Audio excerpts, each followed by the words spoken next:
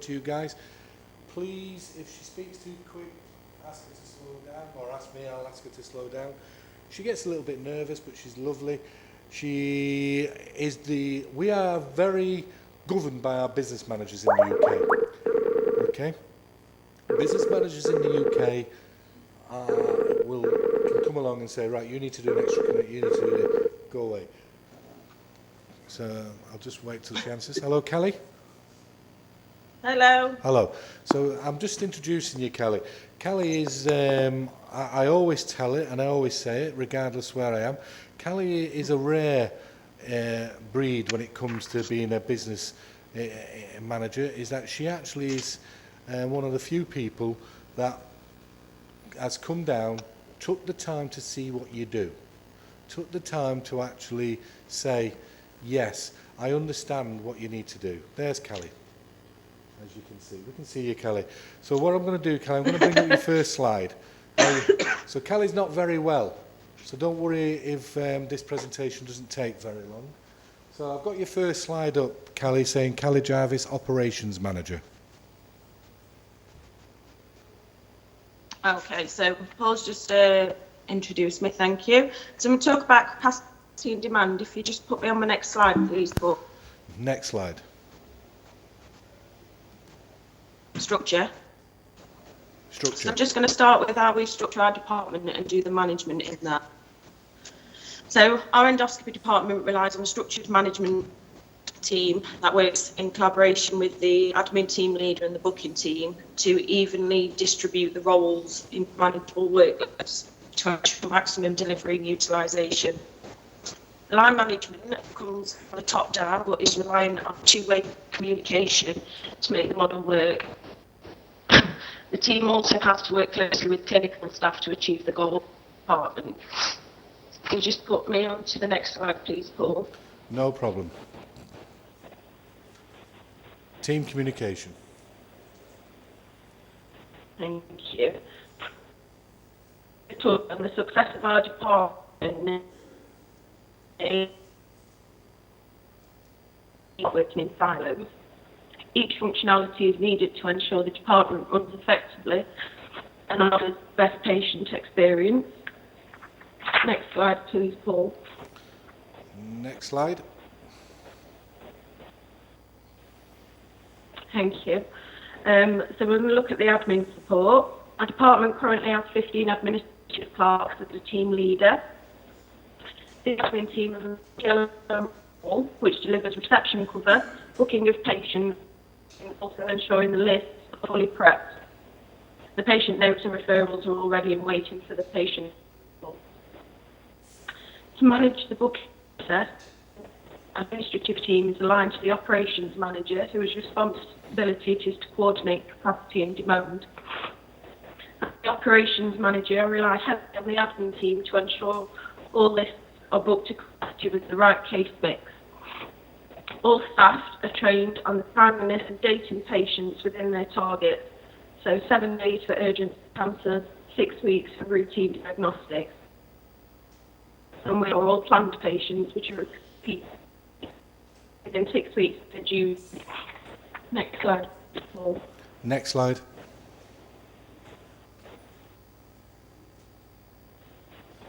Thank you. Team.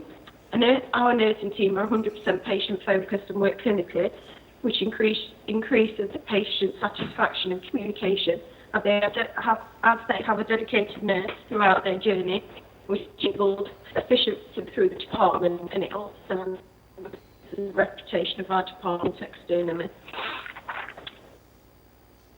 Next slide, Steve.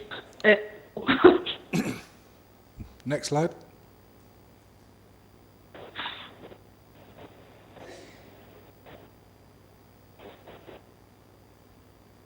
Hello, Kelly.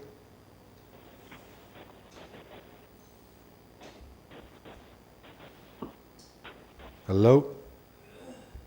Yeah. I can hear you now, darling. I've just got no management.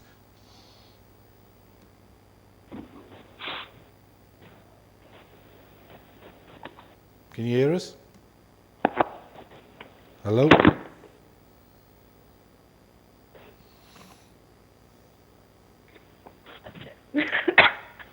Hello? Callie?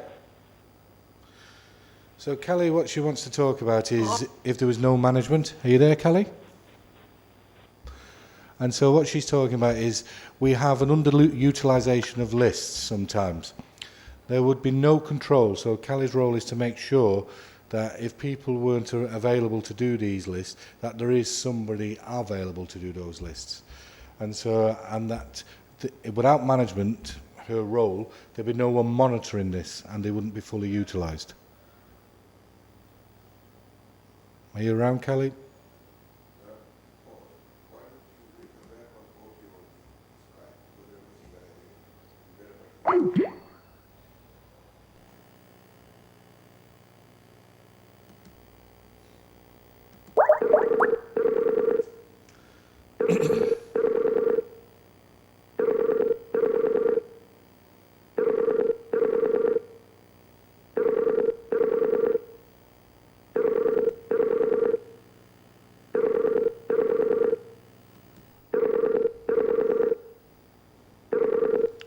So while we wait and see if she answers, so there are long delays and no coordination for patients. So what can happen is that we've got vacant slots for patients and there are long delays for those patients. No response by the applicant. Ignore.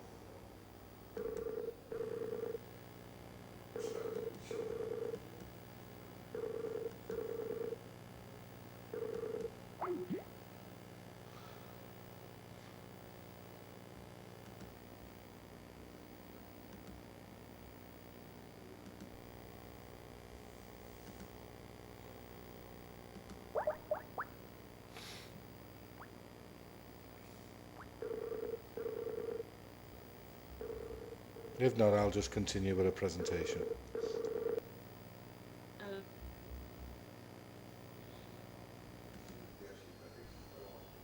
Hello? Hello, sorry about that, Kelly, we got cut off. So what I've done, darling, is talk about underutilisation and long delays and got down to service development. Oh, gone. So let's continue. So service development themes. So the service development themes and trends would not be analysed, therefore no development needs would be recognised.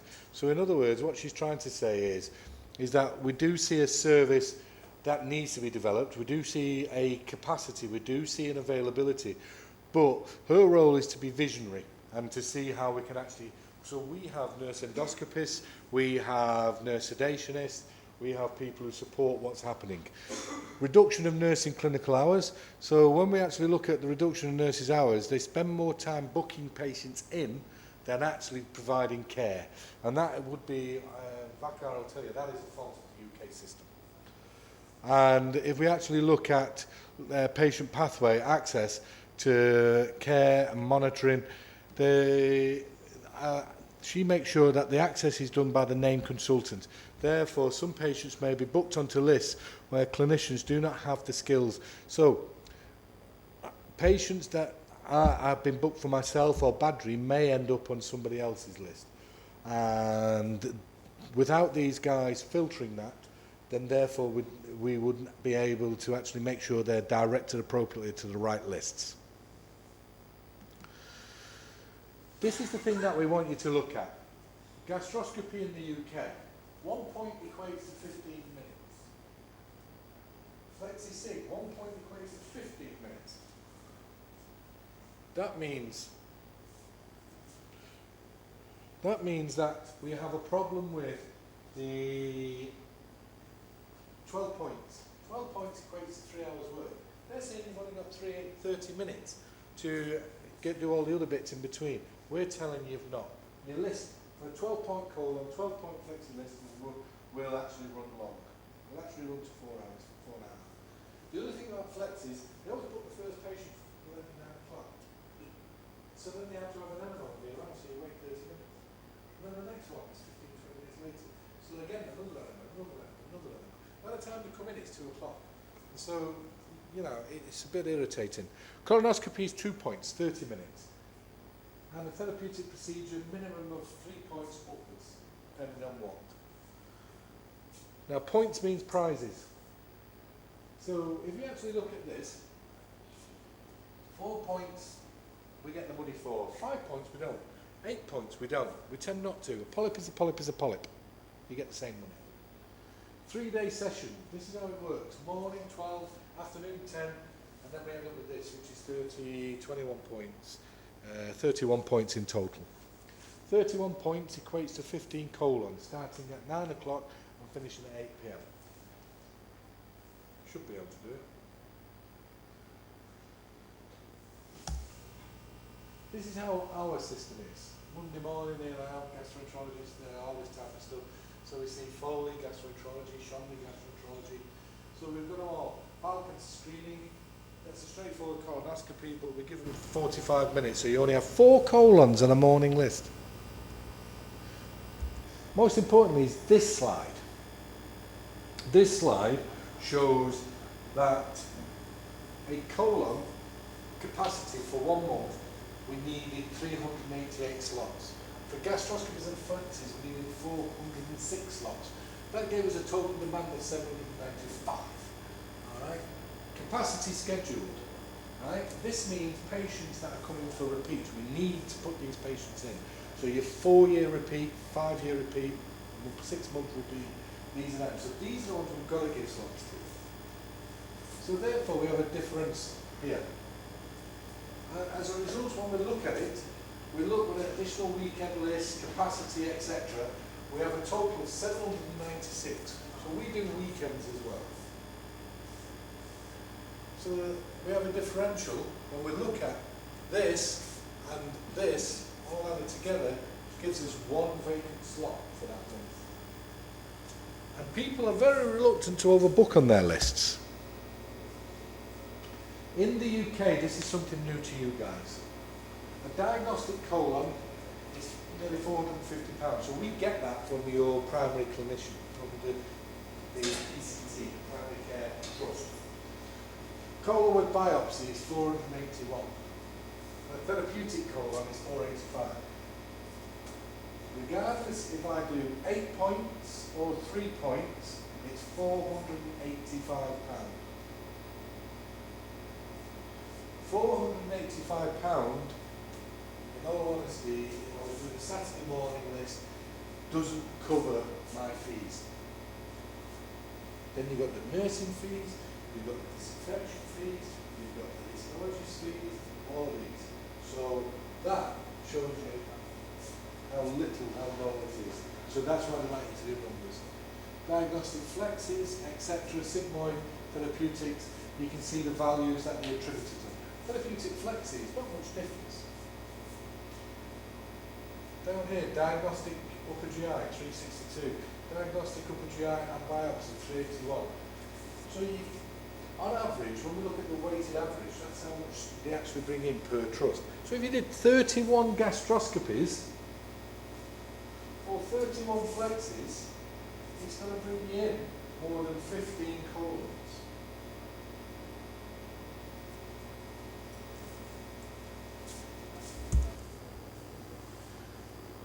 So to expand, Kelly's role is to actually look at the cost-benefit ratio, try to balance activity versus capacity, try to balance cost versus revenue, try to actually look at how we can actually promote the service. And if you look, that also is to pay for new equipment, also to pay for the investment in the infrastructure, additional rooms and additional staff. So what we bring goes out. But in all honesty, a 3-room endoscopy unit running 5 days a week and 2 lists on a Saturday and a Sunday is more than enough profit to actually make it what they class as a cash cow for the trust. It brings in shed loads of money.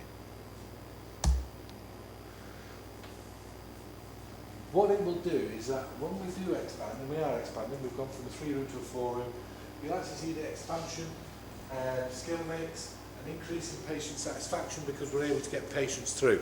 Patients in the UK have got unrealistic expectations attached to their non-paying status here. If I'm paying, I would like to be seen today or tomorrow. Okay? I'm paying, please see me today, please see me tomorrow. If I'm turn around and they say, I want to be seen today, I want to be seen tomorrow. And when they don't get seen, they complain bitterly. Now, the fact is that we do have an issue in the UK about people with unrealistic expectations. So, if they don't get seen within a timely period, they go and complain. Then you get these people then coming to you from high up, and then they say to complain about this, and this, what you're going to do about it. Callie's job is to make that rubbish go away. I'm not going to listen to it. So that's Callie's job. So as far as I'm concerned, you know, it doesn't matter. I'm just letting her know, no worries.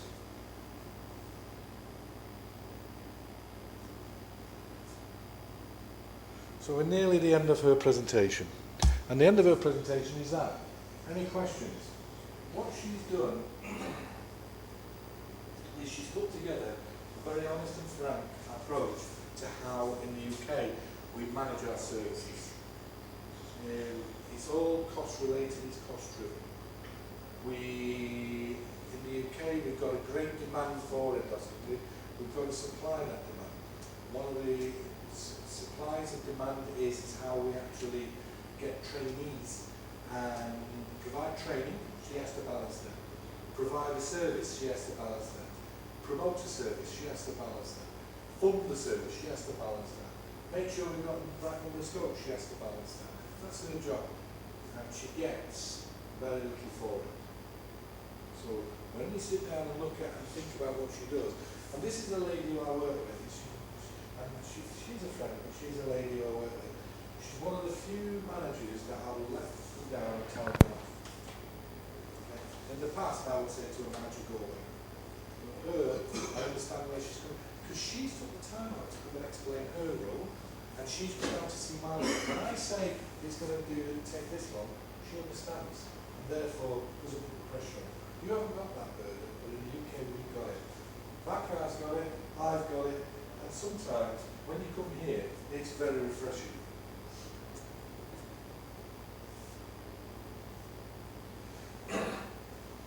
Now, what she's asked for, is there any questions? No? Hopefully the 3 presentations you've got or had were of value to you. Hopefully you've seen something of interest, but also brought to mind what we do in the UK. The UK is a good place to work, but also has a lot of issues. The main issues it's got is that there's a big business approach, and a big business approach, I think, sometimes destroys what we're trying to create. What do you think, Vakar? I think this is something which has corrected more recently. In the past, it was more professionally driven, but yes, with the business approach, things are not as fallen out like it be.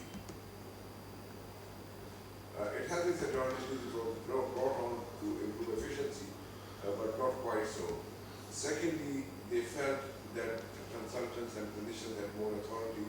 They felt that they could manage them better. In fact, they scored as goal there because they didn't realize that Paul and myself go well beyond the call of our duty. I mean, if our work timing is from 9 to 5,